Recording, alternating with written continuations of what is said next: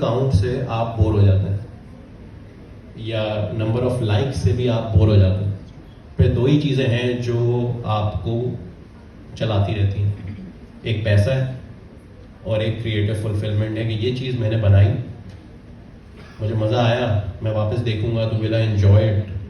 ये दो चीज़ें हैं। फॉलोअर काउंट एक टाइम के बाद मैटर मुझे नहीं करता, और शायद मिस्टर बीस्ट के स्कूल ऑफ थॉट को जो फॉलो करते हैं उनको, हमजा भट्टी को बहुत शौक है एक एक एनालिटिक्स को स्टडी करना, उसके हिसाब से प्लान करना। मुझे भी लोग पूछते हैं कि कौन सा यूज़ करते हैं आप, और किस तरह आप टैगिंग कैसे, मुझे नहीं पता।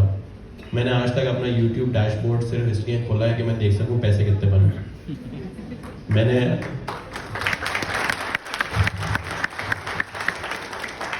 अपना इंस्टाग्राम डैशबोर्ड सिर्फ इसलिए खोला है कि ब्रांड्स मांगते हैं कि आपकी डेमोग्राफिक भेज दें ज़रा, किस एज में कितनी ऑडियंस है, किस शहर में।